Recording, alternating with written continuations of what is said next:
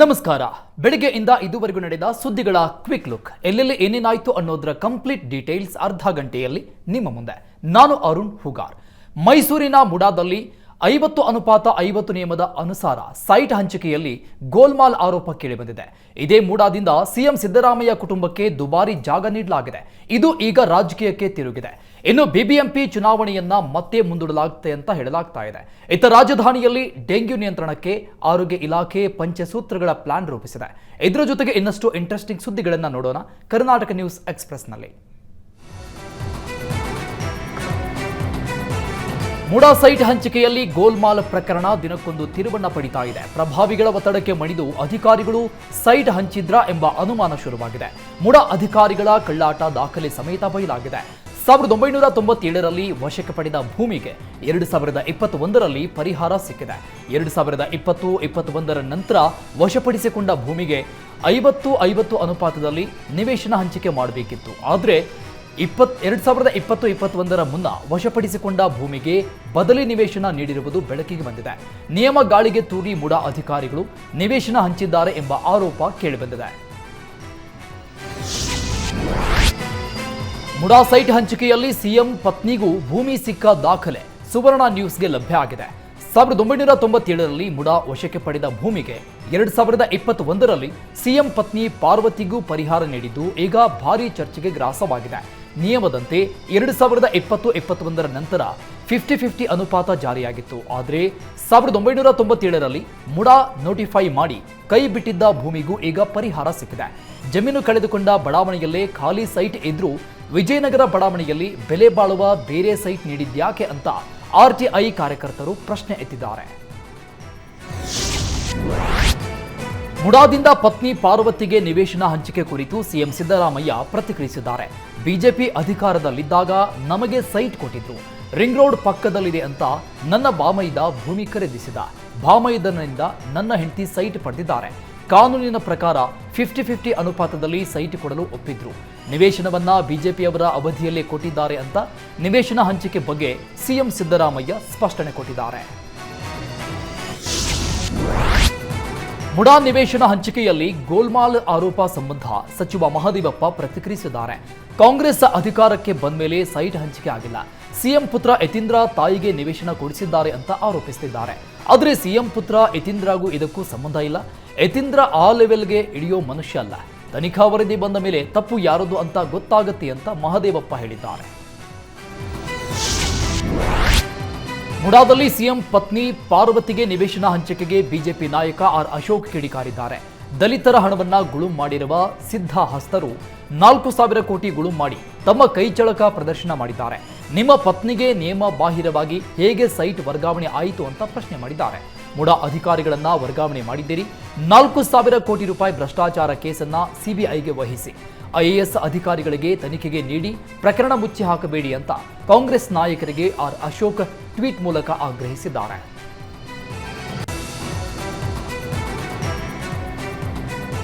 DK ಶಿವಕುಮಾರ್ಗೆ CM ಸ್ಥಾನ ಬಿಟ್ಟು ಕೊಡಿ ಎಂಬ ಸ್ವಾಮೀಜಿ ಹೇಳಿಕೆಗೆ ಸಚಿವ ಕೃಷ್ಣ ಭೈರೇಗೌಡ ಟಾಂಗ್ ಕೊಟ್ಟಿದ್ದಾರೆ. ಸ್ವಾಮೀಜಿಗಳು ಯಾವ ವಿಚಾರವನ್ನ ಎಲ್ಲಿ ಮಾತಾಡಬೇಕು ಎಂಬುದನ್ನ ಮೊದಲು ಅರ್ಥ ಮಾಡಿಕೊಳ್ಳಲಿ.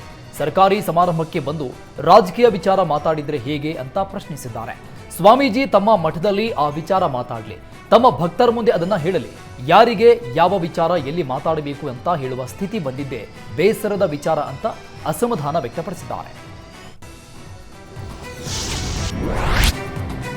ಹಿಂದೂಗಳು ದ್ವೇಷ ಹಿಂಸಾಚಾರದಲ್ಲಿ ನಿರತರಾಗಿದ್ದಾರೆ ಎಂಬ ರಾಹುಲ್ ಗಾಂಧಿ ಹೇಳಿಕೆಗೆ ವಿಜೇಂದ್ರ ಆಕ್ರೋಶ ವ್ಯಕ್ತಪಡಿಸಿದ್ದಾರೆ. ಅಸಂಖ್ಯಾತ ಹಿಂದೂಗಳಿಗೆ ರಾಹುಲ್ ಅಪಮಾನ ಮಾಡಿದ್ದಾರೆ. ಹಿಂದೂಗಳ ಬಗ್ಗೆ ಟೀಕೆ ಮಾಡಿದ್ದು ಅಕ್ಷಮ್ಯ ಅಪರಾಧ. ವಿಪಕ್ಷ ನಾಯಕನ ಸ್ಥಾನದಲ್ಲಿದ್ದು ಹಿಂದೂಗಳ ತೇಜೋವಧೆ ಮಾಡಿದ್ದಾರೆ. ರಾಹುಲ್ ಗಾಂಧಿ ಹಿಂದೂಗಳ ಕ್ಷಮೆಯಾಚನೆ ಮಾಡಬೇಕು ಅಂತ ಬಿಜೆಪಿ ರಾಜ್ಯಾಧ್ಯಕ್ಷ ವಿಜೇಂದ್ರ ಆಗ್ರಹಿಸಿದ್ದಾರೆ. ಸಂಸತ್ನಲ್ಲಿ ಹಿಂದೂಗಳು ಹಿಂಸಾಚಾರ ಮತ್ತು ದ್ವೇಷವನ್ನ ಹರಡುತ್ತಾರೆ ಎಂಬ ಹೇಳಿಕೆಗೆ ಬಿಜೆಪಿ ನಾಯಕರು ಕೆಂಡಾಮಂಡಲವಾಗಿದ್ದಾರೆ. ರಾಹುಲ್ ಗಾಂಧಿಯ ಈ ಹೇಳಿಕೆಯನ್ನ ಖಂಡಿಸಿ ಸಾಗರದ ಉಪವಿಭಾಗ ಅಧಿಕಾರಿ ಕಚೇರಿ ಬಿಜೆಪಿ ಕಾರ್ಯಕರ್ತರು ಪ್ರತಿಭಟಿಸಿದ್ದಾರೆ. ವಿಪಕ್ಷ ನಾಯಕನ ಸ್ಥಾನದಲ್ಲಿರುವ ರಾಹುಲ್ ಗಾಂಧಿಗೆ ಇದು ಗೌರವ ತರುವ ವಿಷಯವಲ್ಲ. ಹಿಂದೂಗಳು ತಮ್ಮ ಪ್ರತೀಕಾರವನ್ನ ಚುನಾವಣೆಯಲ್ಲಿ ತೀರಿಸಿಕೊಂಡಿದ್ದಾರೆ. ತಕ್ಷಣ ರಾಹುಲ್ ಗಾಂಧಿ ವಿರೋಧ ಪಕ್ಷ ನಾಯಕನ ಸ್ಥಾನಕ್ಕೆ ರಾಜೀನಾಮೆ ನೀಡಬೇಕು ಅಂತ ಆಗ್ರಹಿಸಿದ್ದಾರೆ. ರಾಹುಲ್ ಗಾಂಧಿ ಭಾಷಣವನ್ನ ವಿರೋಧಿಸಿದ ಬಿಜೆಪಿ ವಿರುದ್ಧ ಗೃಹ ಸಚಿವ ಪರಮೇಶ್ವರ್ ಕಿಡಿಕಾರಿದ್ದಾರೆ. ಬಿಜೆಪಿಯವರು ರಾಹುಲ್ ಗಾಂಧಿಯವರ ಭಾಷಣ ಅರ್ಥ ಮಾಡಿಕೊಂಡಿಲ್ಲ ಅಂತ ಸ್ಪಷ್ಟ ಆಯಿತು. ಎಲ್ಲಿಯವರೆಗೆ ಬಿಜೆಪಿಯವರು ರಾಹುಲ್ ಗಾಂಧಿ ಮಾತು ಮನಸ್ಸು ಅರ್ಥ ಮಾಡಿಕೊಳ್ಳೋದಿಲ್ಲವೋ ಅಲ್ಲಿವರೆಗೂ ಗೊಂದಲ ಇರುತ್ತೆ ಅಂತ ಹೇಳಿದ್ದಾರೆ. ರಾಹುಲ್ ಗಾಂಧಿ ಸ್ಪಷ್ಟವಾಗಿ ಹೇಳಿದ್ದಾರೆ, ಎಲ್ಲರನ್ನೂ ಎಲ್ಲ ವರ್ಗದವರನ್ನೂ ಸಮಾನವಾಗಿ ಕರೆದೊಯ್ಯಬೇಕು ಅನ್ನೋದು ಹಿಂದೂ ಧರ್ಮದ ಸಾರಾಂಶ. ಇದಕ್ಕೆ ವಿರುದ್ಧವಾಗಿ ಇರುವವರು ಹಿಂದೂಗಳಲ್ಲ ಅಂತ ಹೇಳಿದ್ದಾರೆ. ಇದು ಯಾರಿಗೆ ಅನ್ವಯ ಆಗಬೇಕೋ ಅವರಿಗೆ ಅನ್ವಯ ಆಗತ್ತೆ ಅಂತ ಬಿಜೆಪಿ ವಿರುದ್ಧ ವ್ಯಂಗ್ಯವಾಡಿದ್ದಾರೆ. ರಾಹುಲ್ ಗಾಂಧಿ ಭಾಷಣಕ್ಕೆ ವಿರೋಧ ವ್ಯಕ್ತಪಡಿಸಿದ ಬಿಜೆಪಿಗರಿಗೆ ಸಿಎಂ ಸಿದ್ದರಾಮಯ್ಯ ಟಾಂಗ್ ಕೊಟ್ಟಿದ್ದಾರೆ. ಭಯ ಪಡಬೇಡಿ, ಭಯಗೊಳಿಸಬೇಡಿ ಅಂತ ಹಿಂದೂ ಮುಸ್ಲಿಂ ಸೇರಿದಂತೆ ಎಲ್ಲಾ ಧರ್ಮಗಳು ಸಾರಿ ಹೇಳಿವೆ. ಆದರೆ ಬಿಜೆಪಿಯಲ್ಲಿ ಹಿಂದೂಗಳೆಂದು ಹೇಳಿಕೊಳ್ಳುವವರ ಕೆಲಸವೇ ಹಿಂಸೆ, ಭಯ ಮತ್ತು ಸುಳ್ಳು ಹರಡುವುದು. ಹೀಗೆಂದು ರಾಹುಲ್ ಗಾಂಧಿ ಹೇಳಿದ್ರೆ ಬಿಜೆಪಿ ನಾಯಕರಿಗೆ ಉರಿದು ಬೀಳಬೇಕು ಅಂತ ಪ್ರಶ್ನೆ ಮಾಡಿದ್ದಾರೆ. ಮೋದಿ ಆರ್ಎಸ್ಎಸ್ ಬಿಜೆಪಿಯವರನ್ನ ಗುರಿಯಾಗಿಸಿ ಹೇಳಿದ್ರೆ ಅದು ಇಡೀ ಹಿಂದೂ ಧರ್ಮಕ್ಕೆ ಹೇಳಿದಂತಾಗುತ್ತದೆಯೇ ಅಂತ ಪ್ರಶ್ನೆ ಮಾಡಿದ್ದಾರೆ.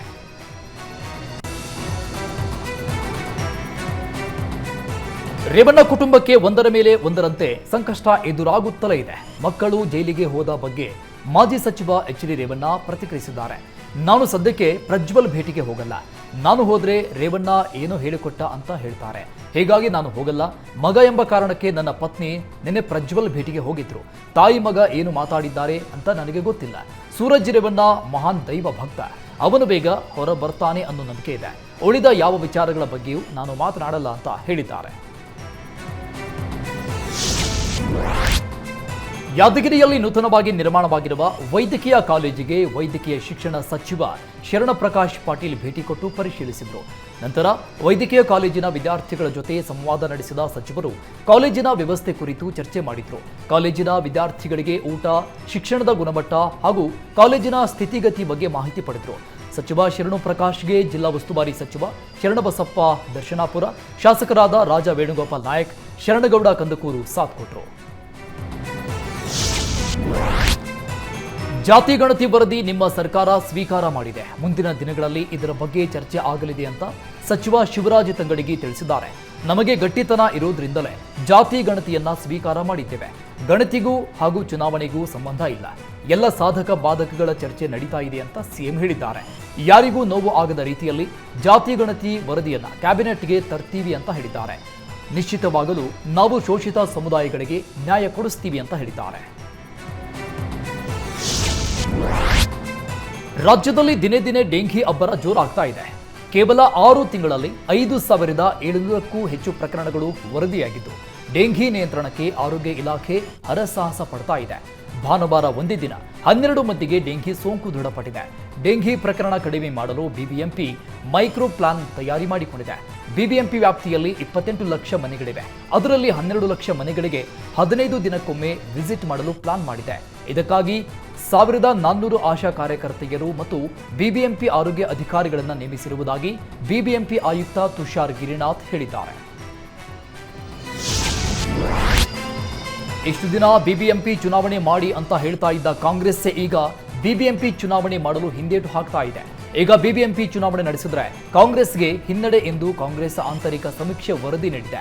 ಈ ಹಿನ್ನೆಲೆಯಲ್ಲಿ ಸಾಧ್ಯವಾದಷ್ಟು ಚುನಾವಣೆ ಮುಂದೂಡಲು ಸರ್ಕಾರ ಕಸರತ್ತು ಮಾಡ್ತಾ ಇದೆ. 4 ವರ್ಷದಿಂದ ಬಿಬಿಎಂಪಿಗೆ ಚುನಾವಣೆ ನಡೆಸಿಲ್ಲ. 2020ರ ಸೆಪ್ಟೆಂಬರ್ 10ರಿಂದ ಬಿಬಿಎಂಪಿ ಖಾಲಿ ಇದ್ದು ಜನರ ಕುಂದು ಕೊರತೆ ಕೇಳಲು ಜನಪ್ರತಿನಿಧಿಗಳಿಲ್ಲದೆ ಆಡಳಿತ ಕುಂಟುತ್ತಾ ಸಾಗಿದೆ.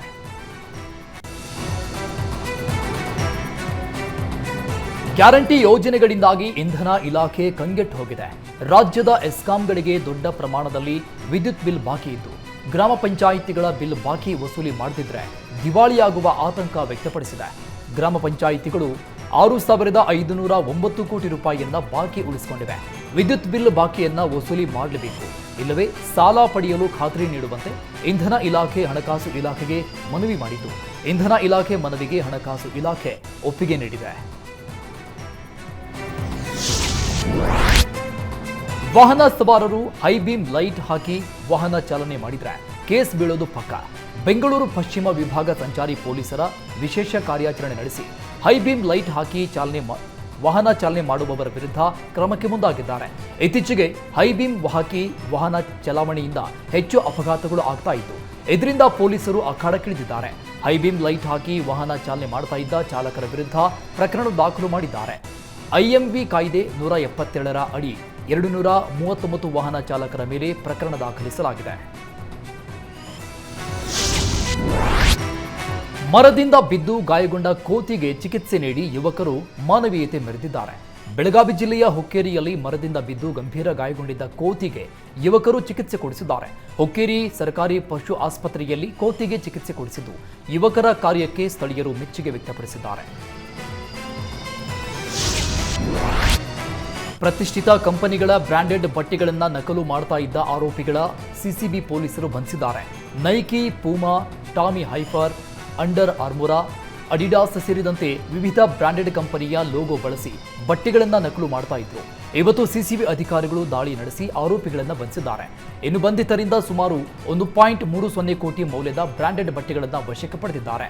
ರಾಜರಾಜೇಶ್ವರಿ ನಗರ ಪೊಲೀಸ್ ಠಾಣೆಯಲ್ಲಿ ಪ್ರಕರಣ ದಾಖಲಾಗಿದೆ. ಅನಧಿಕೃತ ಗರ್ಭಕೋಶ ಶಸ್ತ್ರಚಿಕಿತ್ಸೆಗೆ ಒಳಗಾಗಿರುವ ಮಹಿಳೆಯರು ಹಾವೇರಿ ಡಿಸಿ ಕಚೇರಿಗೆ ಮುತ್ತಿಗೆ ಹಾಕಲು ಯತ್ನಿಸಿದ್ರು.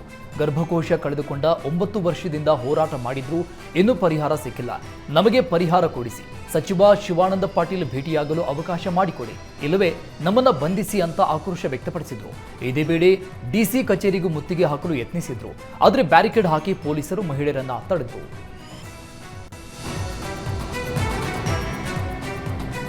ರಾಜ್ಯದಲ್ಲಿ ಬೆಲೆ ಏರಿಕೆ ಖಂಡಿಸಿ ರಾಯಚೂರು ಜಿಲ್ಲಾಧಿಕಾರಿ ಕಚೇರಿ ಬಳಿ ಸಿಪಿಐಎಂ ಪಕ್ಷದ ಕಾರ್ಯಕರ್ತರು ಪ್ರತಿಭಟಿಸಿದ್ದಾರೆ. ಸರ್ಕಾರಗಳು ಜನವಿರೋಧಿ ನೀತಿಗಳು ಕೈಬಿಡಬೇಕು, ಬಡವರಿಗೆ ಮತ್ತು ಮಧ್ಯಮ ವರ್ಗದವರಿಗಾಗಿ ಕಾನೂನು ರೂಪಿಸುವಂತೆ ಆಗ್ರಹಿಸಿ ಕೇಂದ್ರ ಮತ್ತು ರಾಜ್ಯ ಸರ್ಕಾರದ ವಿರುದ್ಧ ಆಕ್ರೋಶ ವ್ಯಕ್ತಪಡಿಸಿದ್ದಾರೆ.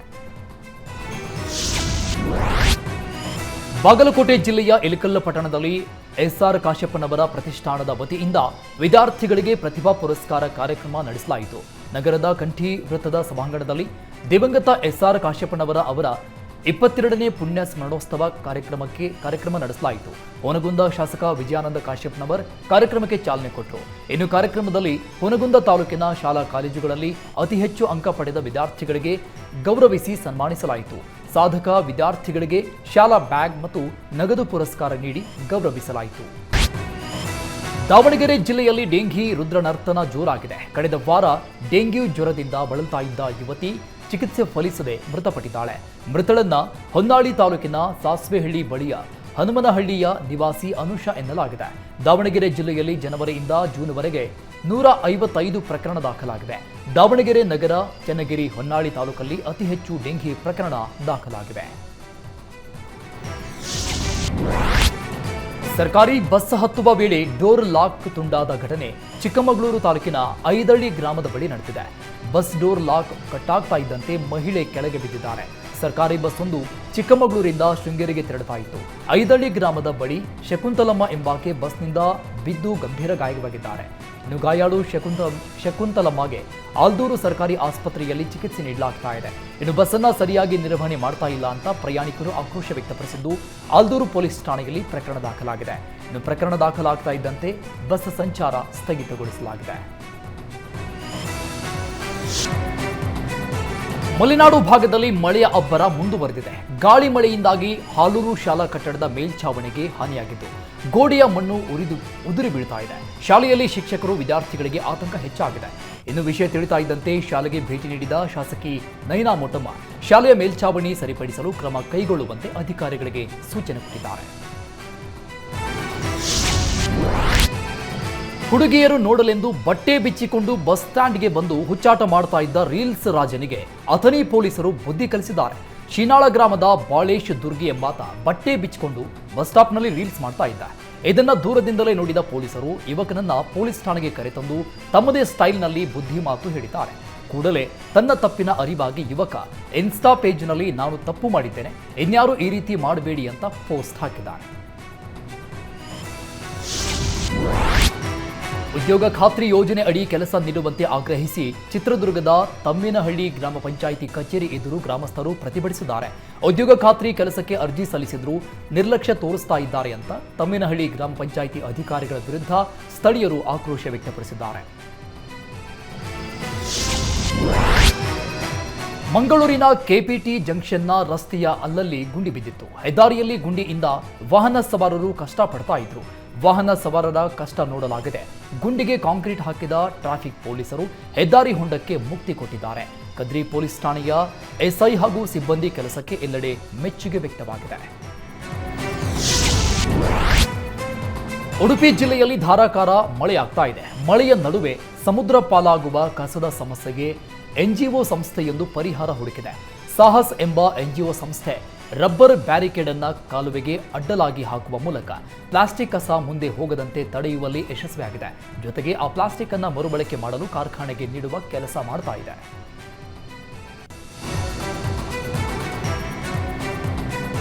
ವಿಜಯಪುರದಲ್ಲಿ ಕ್ರೈಮ್ ಥ್ರಿಲ್ಲರ್ ಸಿನಿಮಾ ಹೋಲುವ ಕೊಲೆ ಪ್ರಕರಣ ಬೆಳಕಿಗೆ ಬಂದಿದೆ. ಕೊಲೆ ಮಾಡಿದ 7 ತಿಂಗಳ ಬಳಿಕ ಯುವಕನ ತಲೆ ಬುರುಡೆ ಮೈ ಮೂಳೆ ಪತ್ತೆಯಾಗಿದೆ. ಕೌಟುಂಬಿಕ ಕಲಹದಿಂದಾಗಿ 7 ತಿಂಗಳ ಹಿಂದೆ 22 ವರ್ಷದ ದಾವಲ್ ಸಾಬ್ ಜಮಾದಾರ್ ಎಂಬಾತನನ್ನ ಸಂಬಂಧಿಕರೇ ಹತ್ಯೆ ಮಾಡಿದ್ರು. ಹತ್ಯೆ ಬಳಿಕ ಆತನ ದೇಹವನ್ನ ತುಂಡು ಮಾಡಿ ಜಮೀನಲ್ಲಿ ಹೂತಿಟ್ಟಿದ್ದು. ಆತನ ಬೈಕ್ ಅನ್ನ ಬಾವಿಗೆ ಎಸೆದಿದ್ರು. ಬಾವಿಯ ಹೂಳೆತ್ತುವಾಗ ಬೈಕ್ ಪತ್ತೆಯಾಗಿತ್ತು. ಬಾವಿ ಬಳಿ ಪರಿಶೀಲಿಸಿದಾಗ ಯುವಕನ ಅಸ್ಥಿ ಪಂಜರ ಪತ್ತೆಯಾಗಿತ್ತು. ಕೊಲೆ ಸಂಶಯದ ಮೇಲೆ ದಾವಲ್ ಸಾಬ್ ಸೋದರತ್ತೆ ಸಂಬಂಧಿಕರ ಬಂಧಿಸಿ ವಿಚಾರಿಸಿದಾಗ ಹತ್ಯೆ ಪ್ರಕರಣ ಬಯಲಿಗೆ ಬಂದಿದೆ. ಕಲಕೇರಿ ಪೊಲೀಸರು 6 ಮಂದಿಯನ್ನ ಬಂಧಿಸಿದ್ದಾರೆ.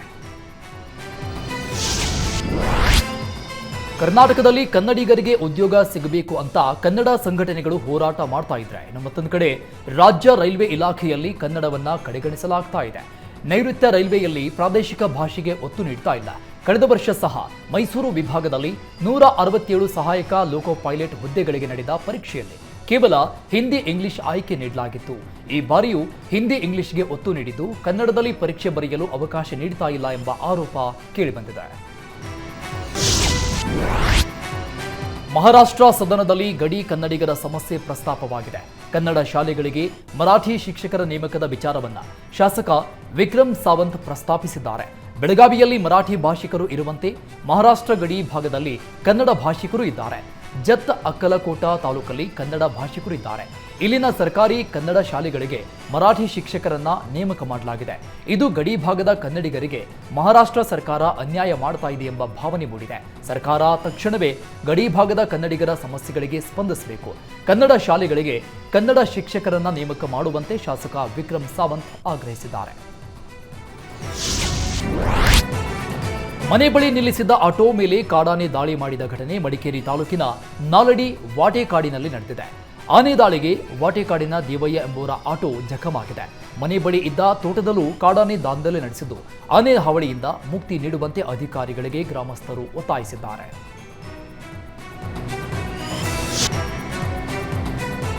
ಮೆಟ್ರೋ ಪ್ರಯಾಣಿಕರಿಗೆ ಬಿಎಂಆರ್ಸಿಎಲ್ ಗುಡ್ ನ್ಯೂಸ್ ಕೊಟ್ಟಿದೆ. ಹಳದಿ ಮಾರ್ಗದಲ್ಲಿ ಟ್ರಯಲ್ ರನ್ ಮುಕ್ತಾಯವಾಗಿದ್ದು ಸಿಗ್ನಲಿಂಗ್ ಟೆಸ್ಟ್ ಆರಂಭಿಸಲಾಗಿದೆ.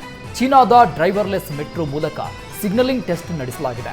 15 ದಿನದ ಹಿಂದೆ ಲೋಕೋ ಪೈಲಟ್ ಲೆಸ್ ರೈಲಿನ ಟ್ರಯಲ್ ರನ್ ನಡೆಸಲಾಗಿತ್ತು. ಟ್ರಯಲ್ ರನ್ ಯಶಸ್ವಿ ಬೆನ್ನಲ್ಲೇ ಸಿಗ್ನಲಿಂಗ್ ಟೆಸ್ಟ್ ಆರಂಭಿಸಿದೆ. ಎಲ್ಲ ರೀತಿಯ ಪರೀಕ್ಷೆಗಳು ಮುಗಿದ ನಂತರ ಸುರಕ್ಷತಾ ಪರೀಕ್ಷೆ ನಡೆಸಿ ವರದಿ ಸಲ್ಲಿಸಿದ ಬಳಿಕ ಮೆಟ್ರೋ ರೈಲು ಸಂಚಾರಕ್ಕೆ ಅವಕಾಶ ನೀಡಲಾಗುತ್ತೆ. ವಿಜಯಪುರ ಜಿಲ್ಲೆಯ ತಿಕೋಟಾ ಮೂಲದ ಯೋಧ ರಾಜು ಕರ್ಜಗಿ ಮೃತಪಟ್ಟಿದ್ದಾರೆ. ರಾಜು ಭಾರತೀಯ ರೈಫಲ್ಸ್ನ 51ನೇ ಯೂನಿಟ್ನ ಮಹಾರ್ ರೆಜಿಮೆಂಟ್ 13ರಲ್ಲಿ ಹವಾಲ್ದಾರ್ ಆಗಿ ಸೇವೆ ಸಲ್ಲಿಸ್ತಾ ಇದ್ರು. ಜಮ್ಮು ಕಾಶ್ಮೀರದಲ್ಲಿ ಸೇವೆ ಸಲ್ಲಿಸುವ ವೇಳೆ ರಾಜು ಮೃತಪಟ್ಟಿದ್ದಾರೆ. ಯೋಧನ ಸಾವಿನ ಬಗ್ಗೆ ಕುಟುಂಬದವರಿಗೆ ಸೇನಾಧಿಕಾರಿಗಳು ಹಾಗೂ ಜಿಲ್ಲಾಡಳಿತ ಸಿಬ್ಬಂದಿ ಮಾಹಿತಿ ರವಾನಿಸಿದ್ದಾರೆ. ಯೋಧನ ಸಾವಿಗೆ ನಿಖರ ಕಾರಣ ತಿಳಿದು ಬಂದಿಲ್ಲ. ಇಂದು ಅಥವಾ ನಾಳೆ ಯೋಧನ ಪಾರ್ಥಿವ ಶರೀರ ವಿಜಯಪುರಕ್ಕೆ ಆಗಮಿಸಲಿದ್ದು ಕುಟುಂಬಸ್ಥರ ಆಕ್ರಂದನ ಮುಗಿಲು ಮುಟ್ಟಿದೆ. ಇನ್ನು ಯೋಧನ ಕುಟುಂಬಸ್ಥರಿಗೆ ಡಿಸಿಎಂ ಡಿಕೆಶಿ ಟ್ವೀಟ್ ಮೂಲಕ ಸಾಂತ್ವನ ಹೇಳಿದ್ದಾರೆ. ಹುತಾತ್ಮ ಯೋಧನ ಅಗಲಿಕೆಯಿಂದ ಭಾರತೀಯ ಸೇನೆಗೆ ತುಂಬಲಾರದ ನಷ್ಟ ಆಗಿದೆ. ಕುಟುಂಬಸ್ಥರಿಗೆ ನೋವು ಭರಿಸುವ ಶಕ್ತಿ ನೀಡಲಿ ಅಂತ ಡಿಕೆಶಿ ಟ್ವೀಟ್ ಮಾಡಿದ್ದಾರೆ. ಶೀಘ್ರವೇ ತುಮಕೂರು ಜಿಲ್ಲೆಯಲ್ಲಿ ಅಂತಾರಾಷ್ಟ್ರೀಯ ವಿಮಾನ ನಿಲ್ದಾಣ ನಿರ್ಮಾಣವಾಗಲಿದೆ. ದೇವನಹಳ್ಳಿ ಅಂತಾರಾಷ್ಟ್ರೀಯ ವಿಮಾನ ನಿಲ್ದಾಣದ ಏರ್ ಟ್ರಾಫಿಕ್ ಕಡಿಮೆಗೊಳಿಸುವ ನಿಟ್ಟಿನಲ್ಲಿ ಸರ್ಕಾರದ ಮಹತ್ವದ ನಿರ್ಧಾರ ಕೈಗೊಳ್ಳಲಾಗಿದೆ. ತುಮಕೂರಿನ ವಸಂತ ನರಸಾಪುರ, ಅಂತರಸನಹಳ್ಳಿ, ಹಿರೇಹಳ್ಳಿ ಕೈಗಾರಿಕಾ ಪ್ರದೇಶಗಳಿಗೆ ಅನುಕೂಲವಾಗುವಂತೆ ವಿಮಾನ ನಿಲ್ದಾಣ ನಿರ್ಮಾಣಕ್ಕೆ ಪ್ರಸ್ತಾವನೆ ಸಲ್ಲಿಸಿದ್ದು ಈಗಾಗಲೇ ಏರಿಯಲ್ ಸರ್ವೆ ನಡೆದಿದೆ. ಶೀಘ್ರವೇ ಕೇಂದ್ರಕ್ಕೆ ಪ್ರಸ್ತಾವನೆ ಸಲ್ಲಿಸುತ್ತೇವೆ. ನಾಗರಿಕ ವಿಮಾನಯಾನ ಸಚಿವಾಲಯದ ಒಪ್ಪಿಗೆ ಸಿಗುತ್ತದೆ. ಯೋಜನೆ ಶುರು ಮಾಡುವುದಾಗಿ ಗೃಹ ಸಚಿವ ಪರಮೇಶ್ವರ್ ಮಾಹಿತಿ ಕೊಟ್ಟಿದ್ದಾರೆ. ನಟ ದರ್ಶನ್ ಅಭಿಮಾನಿಗಳ ಅತಿರೇಕ ಮಿತಿ ಮೀರಿದೆ. ಬೈಕ್, ಕಾರುಗಳ ಮೇಲೆ ದರ್ಶನ್ ಕೈದಿ ನಂಬರ್ ಹಾಕಿಸಿದ್ದಾಯಿತು. ಈಗ ದರ್ಶನ ಅಭಿಮಾನಿಯೊಬ್ಬ ತನ್ನ 1 ವರ್ಷದ ಮಗುವಿಗೆ ಕೈದಿ ರೀತಿ ಬಟ್ಟೆ, ನಂಬರ್, ಕೋಳ ತೊಡಿಸಿ ಫೋಟೋ ಶೂಟ್ ಮಾಡಿಸಿದ್ದಾರೆ. ಮಗುವಿಗೆ ಕೈದಿ ಫೋಟೋ ಶೂಟ್ ಮಾಡಿಸಿದ್ದಕ್ಕೆ ಸಾಮಾಜಿಕ ಜಾಲತಾಣಗಳಲ್ಲಿ ಭಾರಿ ಆಕ್ರೋಶ ವ್ಯಕ್ತವಾಗ್ತಿದೆ. ನಿಷೇಧಿತ ಮಾದಕ ವಸ್ತುಗಳ ಮಾರಾಟ ಮಾಡ್ತಾ ಇದ್ದ 2 ವಿದೇಶಿ ಪ್ರಜೆಗಳನ್ನ ಸಿಸಿಬಿ ಮಾದಕ ದ್ರವ್ಯ ನಿಗ್ರಹ ದಳದ ಅಧಿಕಾರಿಗಳು ಬಂಧಿಸಿದ್ದಾರೆ. ಬಂಧಿತರಿಂದ 12 ಲಕ್ಷ ಮೌಲ್ಯದ ಮಾದಕ ವಸ್ತುಗಳು, ದ್ವಿಚಕ್ರ ವಾಹನವನ್ನ ವಶಕ್ಕೆ ಪಡೆಯಲಾಗಿದೆ. 2 ವಿದೇಶಿ ಪ್ರಜೆಗಳು ಬಿಸಿನೆಸ್ ಸ್ಟೂಡೆಂಟ್ ವೀಸಾದಡಿ ಬಂದು ಮಾದಕ ವಸ್ತು ಮಾರಾಟ ಮಾಡ್ತಾ ಇದ್ರು. ಖಚಿತ ಮಾಹಿತಿ ಮೇರೆಗೆ ದಾಳಿ ನಡೆಸಿದ ಅಧಿಕಾರಿಗಳು 2ರನ್ನ ಬಂಧಿಸಿದ್ದಾರೆ. ವಿದ್ಯಾರಣ್ಯಪುರ ಪೊಲೀಸ್ ಠಾಣೆಯಲ್ಲಿ NDPS ಕಾಯ್ದೆಯಡಿ ಕೇಸ್ ದಾಖಲಾಗಿದೆ.